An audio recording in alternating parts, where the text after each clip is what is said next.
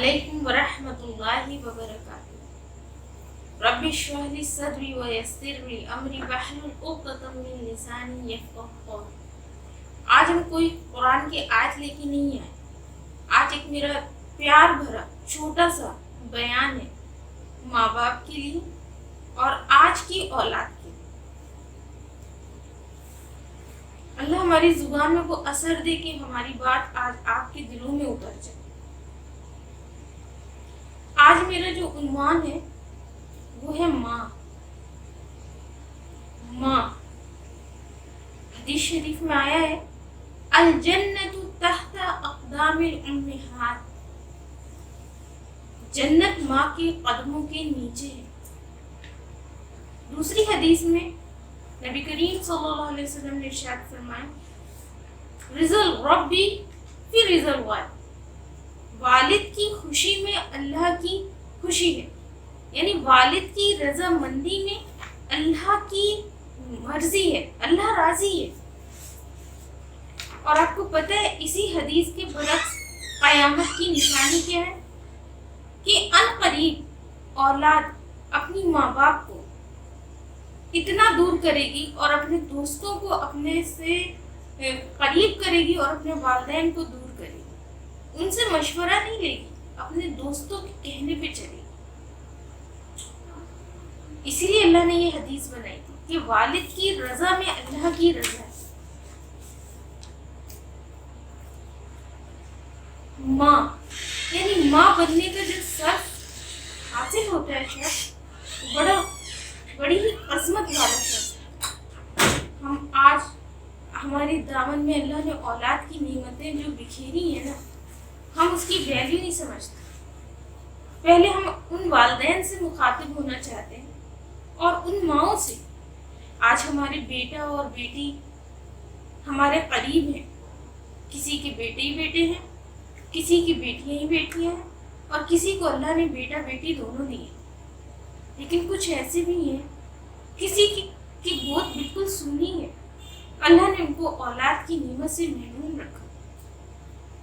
पता है क्यों? औलाद दुनिया की सबसे बड़ी नेमत है और औलाद ही हमें दीन से दूर भी करती है, इनकी मोहब्बत। तो एक चीज कही कि जब हमारी औलाद हमारी नाफरमानी करती है तो उस वक्त माँ बाप क्या कहते हैं, कोई दुआ बता दीजिए, मेरी औलाद बहुत नाफरमान है, ये नमाजी बन जाए, इसको जमात में भेज देते हैं, इसकी बुरी संगत छूट जाए।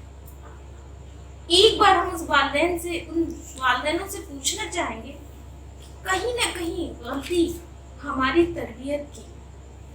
क्या जिस तरह हमने अपने बच्चों की तरबियत दुनियावी माहौल में की है और जो फिक्र हमने अपने बच्चों की ली है, ट्यूशन का टाइम हो गया 4 बजे जाना है, दूसरा ट्यूशन का टाइम है इतने बजे, तुम गए या नहीं गए।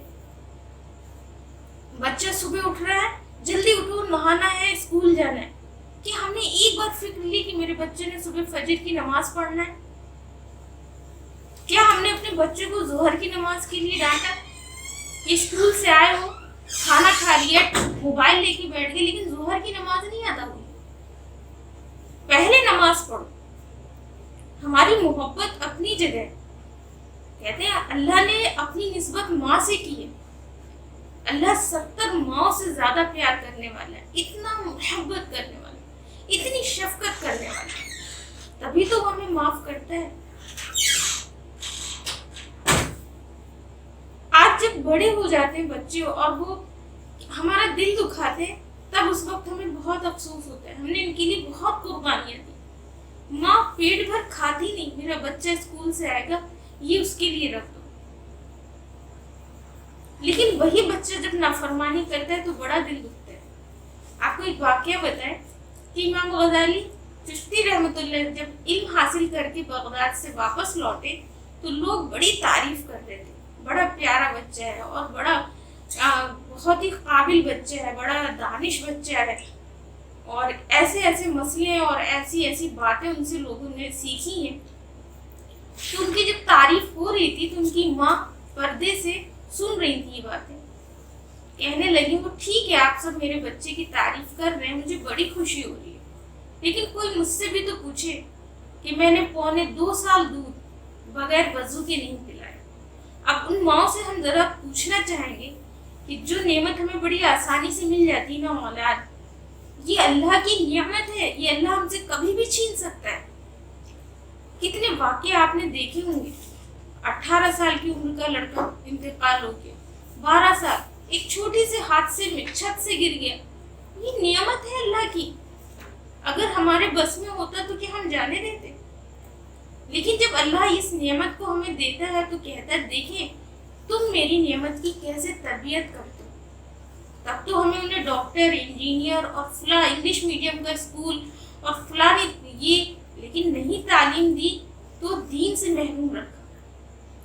اگر آپ کوئی گیلی لکڑی لیجیے اسے موڑیے تو وہ مڑ جائے گی، اسی کی بنسبت اگر آپ سخت لکڑی لے کے موڑیں گے تو وہ مڑے گی نہیں بلکہ ٹوٹ جائے گی۔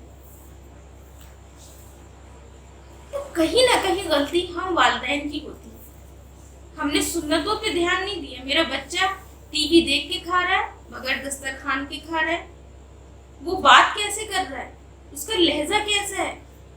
آج کی جنریشن ہر بات میں، چاہے وہ لڑکا ہو چاہے وہ لڑکی، یار یہ انگلش میڈیم کی تعلیم ہے، ہمارے مذہب میں تو ایسا نہیں ہے۔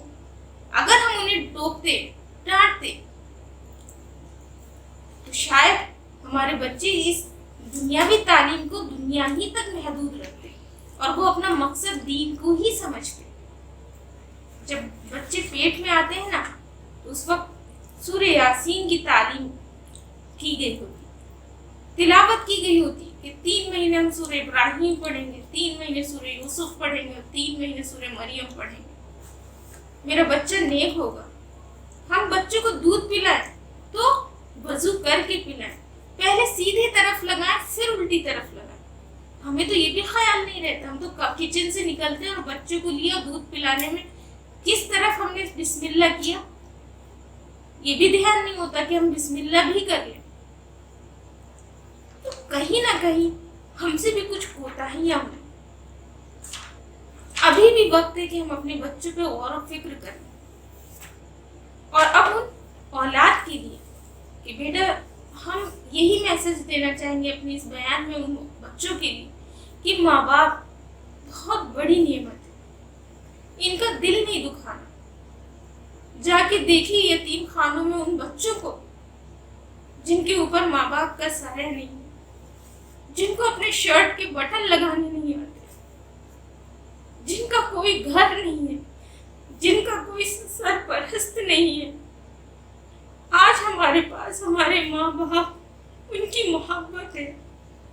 ماں باپ ہماری خوشی میں خوش ہوتے ہیں، ہمارے غم پہ غمگین ہوتے ہیں، ان کی دعائیں ہر وقت ہمارے ساتھ ہوتی ہیں۔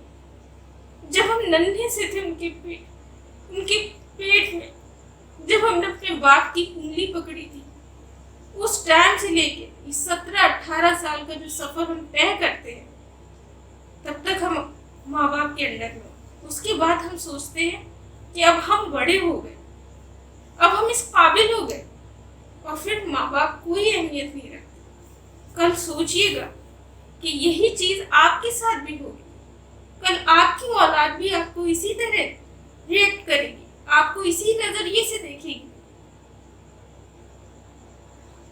بیٹا جس وقت ایک لڑکی کا گھر اس کی ماں کے گھر سے نکلتا ہے نا، وہ گھر پرایا ہو جاتا ہے۔ وہ اس گھر میں اچھلتی تھی، کودتی تھی، لڑتی تھی، لیکن جب شادی کے بعد اس مائکے میں قدم رکھتی ہے نا تو وہ بھائی نہیں ہوتا، وہ بہن کی محبت بہن کی نہیں ہوتی، وہ ماں باپ ایک عجیب سا بیگانہ پن ہو جاتا ہے۔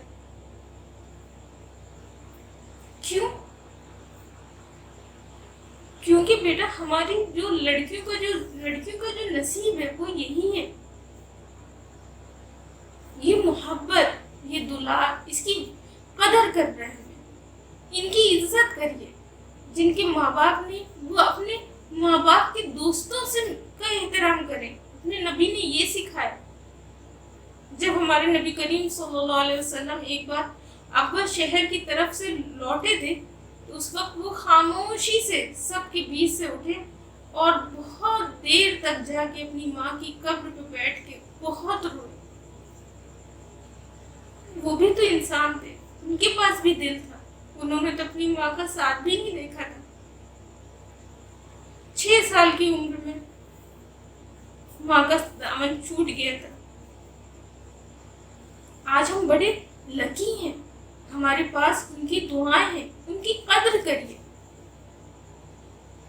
دنیا کو بیٹا دنیا کے نظریے سے جیو, اس کو اپنے اوپر حاوی مت ہونے دو. یہ موبائل, یہ ٹی وی, یہ ہمیں بے حیا بنا رہا ہے, ہماری آنکھوں سے حیا نکل رہی ہے. اس کو اپنے اوپر حاوی مت ہونے دو.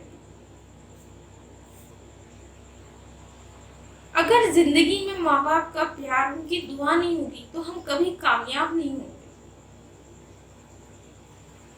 ان کی عزت کریے, ان کو خوش رکھیے, اور سب سے بڑی چیز, اگر آپ دین کو تھامیں گے تو آپ اپنے والدین کے لیے صدقہ جاریہ بن جائیں گے. یہ دنیاوی علم نہیں رہ جائے گا. اللہ آپ کے والدین کی مغفرت اس بنا پہ کرے گا کہ میں نے جو تمہیں نعمت دی تھی تم نے اس کی بہتر تربیت کی,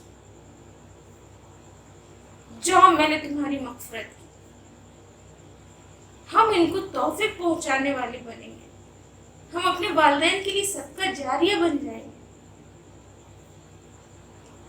تو انشاءاللہ میرے آپ کو سمجھانے کا مقصد یہی تھا کہ میری بات تھوڑی سی سمجھ میں آ جائے. ہمیں کچھ نہیں آتا, ہمیں کوئی تقریر کرنی نہیں آتی, لیکن بیٹا یہ جو وقت ملا ہے اس کی قدر کرو, اپنے ماں باپ کی قدر کرو, دین کی قدر کرو, دین کو اپنی زندگی میں پہچانو کہ اس کا اللہ نے اس سنت کے ذریعے ہمیں کیا سکھایا, ہمارے اخلاق کیسے, ہمارا ہنسنا کیسے, ہماری بات کرنے کا طریقہ کیسا ہو. بیٹا انگلش میڈیم کی پڑھائی ہماری تربیت نہیں کرتی, ہم تو یار کر کے بات کرتے. ہمارا دین ہماری تربیت کرتا ہے. دین کو فالو کیجیے اپنی زندگی میں. انشاءاللہ ہر وقت والدین کی دعائیں رہیں گی, چاہے وہ آج ہمارے ساتھ ہوں یا ہمارے ساتھ نہ ہوں.